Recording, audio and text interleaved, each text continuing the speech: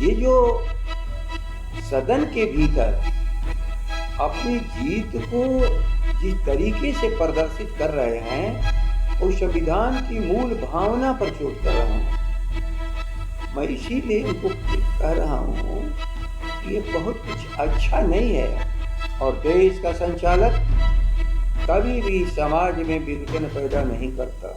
उत्तर प्रदेश में चुनाव हुए और भारतीय जनता पार्टी ने जीत दर्ज की, लेकिन उसके बाद बिहार विधानसभा का बजट सत्र चल रहा था और ऐसे बजट सत्र के दौरान तमाम भारतीय जनता पार्टी के विधायकों ने जमकर होली खेला।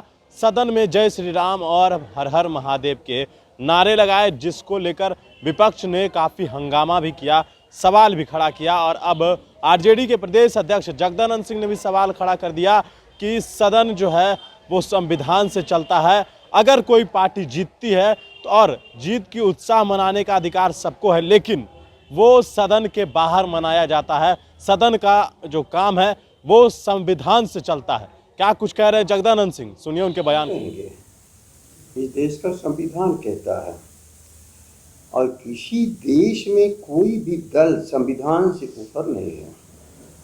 कोई कहीं से जीत के आएगा और कोई भी सरकार बना लेगा, किसी विचारधारा वाला, एक ही है भारत का संविधान जिसकी शपथ लेकर के सरकार की कुर्सी पर बैठेगा। कभी हमारे संविधान ने सोचा ही नहीं था कि कभी सरकार में रहने वाले लोग आम जन को चिढ़ाएंगे या कटुता फैलाएंगे। अब वो भारत में कटुता फैला करके उनको आनंद आ रहा है।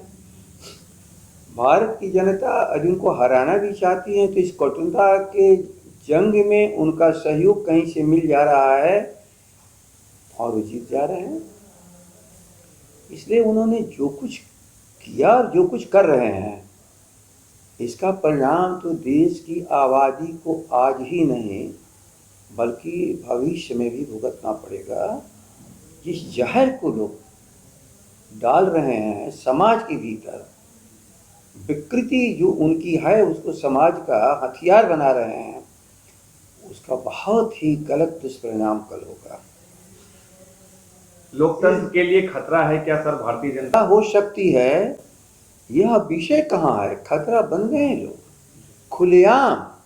पहले अपरोक्ष रूप से कहते थे, अब खुलेआम कहते हैं। ये जो सदन के भीतर अपनी जीत को जिस तरीके से प्रदर्शित कर रहे हैं वो संविधान की मूल भावना पर चोट कर रहे हैं।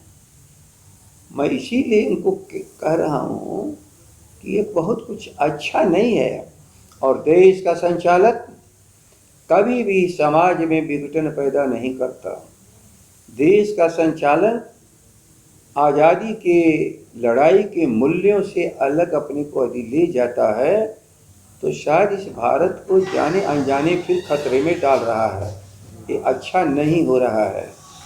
भारतीय जनता पार्टी को समझना चाहिए, एक दल का यदि धर्म है, एक जन का धर्म है, लेकिन राजधर्म सबसे ऊपर है।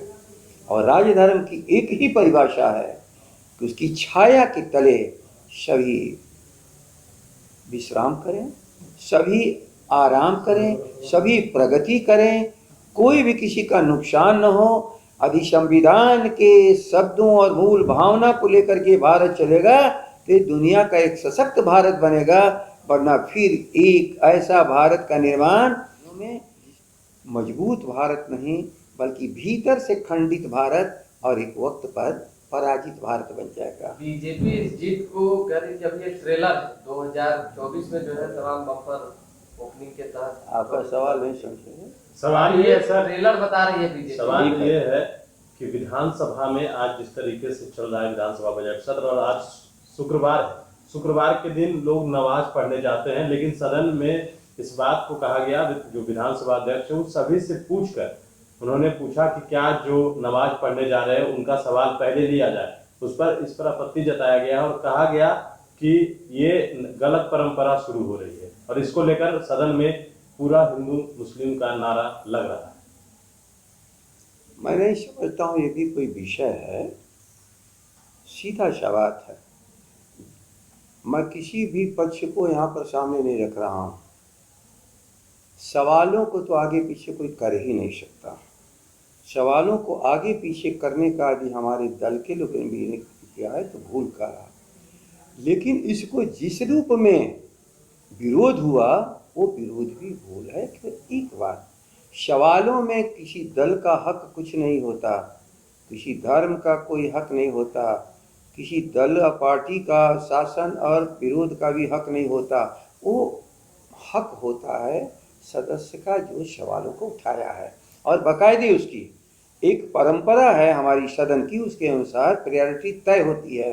उस प्रायोरिटी को भंग करने का मैं जो समझता हूँ, जहाँ तक हमने संचालन नियमावली को जाना है, स्पीकर साहब को भी नहीं है अधिकार, और इसको अधिकार नहीं है चेयर को, तो मांग करने वाले लोग भी सही नहीं हैं।